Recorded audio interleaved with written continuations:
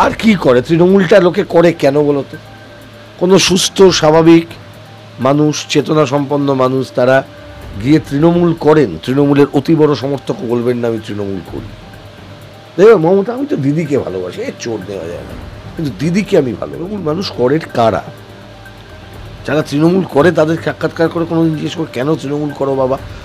বলবে হয়তো দেখবে, তুমি নিজেই দেখতে পাবে কেন তারা তৃণমূল করে, অথবা কেউ কেউ বলবে যে ঠিক আছে এটা করতে হবে, এটা পারে। আমাকে 5টা ইনস্ট্যান্সেস দিন যার থেকে প্রমাণিত হবে মমতা বন্দ্যোপাধ্যায় সততার প্রতীক।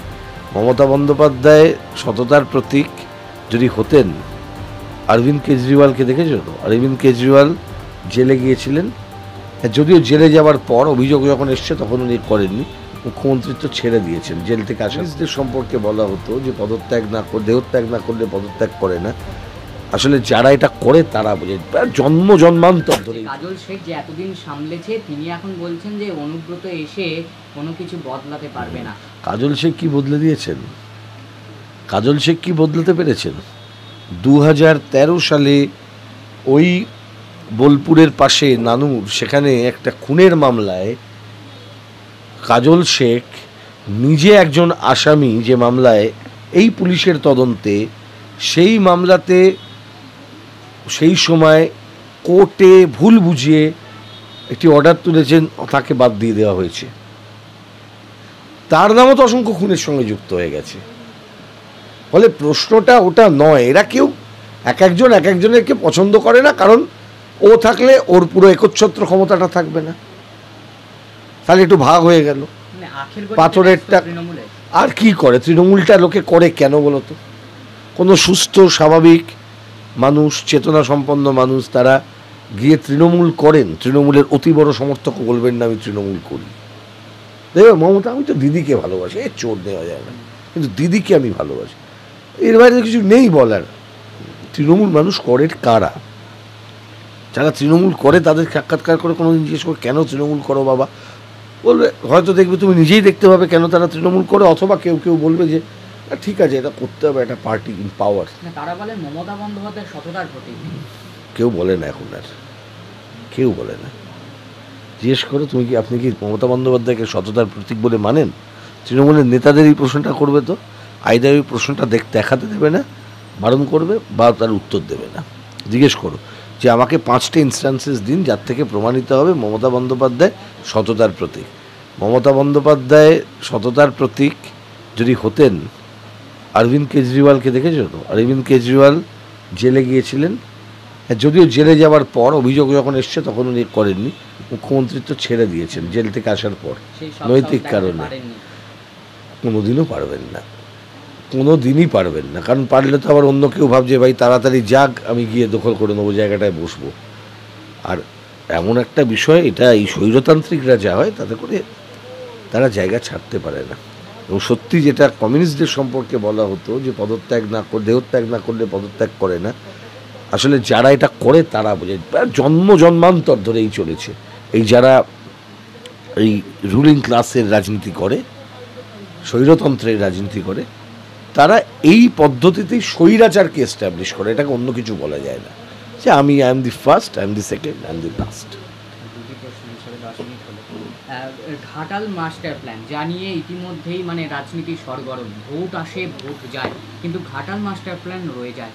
দেব বলছেন 2026-এর মধ্যে না করতে পারলে তিনি প্রচারে যাবেন না। আবার শুভেন্দু অধিকারী বলছেন 2026 আর বন্যাই হবে না। আমার বক্তব্য হচ্ছে বন্যা হবে কি হবে না, খরা হবে কি হবে না, এগুলোকে শুধুমাত্র দেব, শুভেন্দু অধিকারী, ঈশ্বর এইসব করে তো লাভ নেই। ঘাটাল মাস্টার প্ল্যান হয়েছে না হয়নি। বামপন্থীদের দাবি দীর্ঘদিন ধরে ঘাটাল মাস্টার প্ল্যান করতে হবে। এই নিয়ে বহু পদযাত্রা আমরাও করেছি, আমাদেরও লড়াই হয়েছে। Forget about Ghatal master plan. রূপনারায়ণের পলি কবে তোলা হয়েছে শেষ? কেন্দ্র রাজ্য উভয় সরকারের দায় আছে। রূপনারায়ণের পলি যদি পরিষ্কার না হয়, গঙ্গার পলি যদি পরিষ্কার না হয়, ড্রেজিং কর্পোরেশন অফ ইন্ডিয়াকে যদি আমরা এফেক্টিভ না করতে পারি, তাহলে কোনোদিন ওই অঞ্চলে বন্যা কমবে? কি অবস্থার মধ্যে থাকেন বলুন তো আমতা 2 ব্লকের মানুষ, উদয়নারায়ণপুরের মানুষ। সেই তো বামফ্রন্ট সরকার করেছিল কুলিয়া ব্রিজ, তারপর থেকে আর কি হয়েছে? কৃষক সভার ঐতিহাসিক আন্দোলনের পর ওই যে খাল সেচের জন্য, তারপর থেকে বাঁধ, তার মেনটেনেন্স কোথায়? আমাদের সেচ মন্ত্রীও ছিলেন হাওড়া থেকে, তৃণমূল, তারপর বিজেপি থেকে আবার তৃণমূলে গিয়ে এখন কোথায় আছে? তো এই তো অবস্থার মধ্যে দিয়ে চলছে ভাই। বুঝতে হবে যে ওই ওই এই জোনগুলো মানে 3টে লোকসভা কেন্দ্র, ঘাটাল, আরামবাগ, উলুবেড়িয়ার একটা বড় অংশ, এটা চিরকাল এই সমস্যা চলতে থাকবে যদি এই মাস্টার প্ল্যানকে অ্যাড্রেস না করা যায়। প্রতিবার বন্যা হবে, প্রতিবার ডুববে, আর প্রতিবার ডুববে কেউ ওটাকে এক্সকিউজ হিসেবে ব্যবহার করবে, বন্যায় লোক বন্যায় লোক। আমার মনে পড়ছে সেদিনকে যখন হঠাৎ করে বন্যা করে উনি ঘুরতে বেরিয়েছেন, বন্যাস্থলে যাচ্ছেন, মুখ ঝামটানি খাচ্ছেন, পাবলিক যাচ্ছে। পি সাইনাথের একটা বইয়ের কথা, everybody loves a good drought. তার বাংলা হচ্ছে খরা দাও ঈশ্বর। মানে কিছু লোক থাকে এরকম করে, এই খরাটা আসুক, বন্যাটা আসুক, এলে তাদের লাভ আছে, কারণ কনস্ট্রাকশন খুব ভালো। আমি একটা যুক্তি বলি, মানে আমার মনে আছে তোমার ছোটো ছিলে, খুবই ছোটো ছিল তখন, 2004 সুনামি হয়েছিল। এই সুনামি যে বছরটা হয়েছিল, যেদিন সুনামি হয়েছিল সেদিনকে দেখবে শেয়ার মার্কেট খুব হাই। তুমি ভাবো তো, দেশের একটা বড় অংশের লোক ঘর বাড়ি হারিয়ে গেছে, বিধ্বস্ত হয়ে গেছে, তাদের জীবন ভাসিয়ে নিয়ে গেছে, লোকজন উড়িয়ে নিয়ে গেছে তাদেরকে, কিন্তু সেই দিন শেয়ার মার্কেট টপ। ওটা তোমার ইন্ডিকেটার অর্থনীতি এগোচ্ছে, মানুষের যন্ত্রণা, কিন্তু শেয়ার বাজার খুব ভালো, অর্থনীতি খুব চাঙ্গা। কেন? কারণ কনস্ট্রাকশন সেক্টর, প্রচুর টাকা ওখানে খেলবে, টাকা লাগাবে, এরম করে ফোন নিয়ে নিয়ে টাকা লাগাবে। তারপরেতে ওই বছরেই 2004 এপ্রিল মাসে মানুষের সাপোর্ট নিয়ে ইউপিএ এক সরকার এসেছিল। যেহেতু ওটা 61 জন বাম সাংসদ ছিল, তাদের সমর্থনে নির্ভরশীল একটা সরকার, সেই দিনের শেয়ার মার্কেটটা কোল্যাপসড। এটা তোমার অর্থনীতির সূচক হয়ে আছে, এটাকে রিভার্স করতে হবে। এমন একটা দেশের অর্থনীতি হবে যেখানে মানুষ যেদিন যন্ত্রণা পাচ্ছে সেদিন অর্থনীতিটাকে খারাপ বলে দেখাতে হবে। ইউ আর সাফারিং, তোমার দেশের লোক সাফার করছে, তোমার অর্থনীতি এগোচ্ছে, শেয়ারের সেন্সেক্স দেখাচ্ছ তুমি।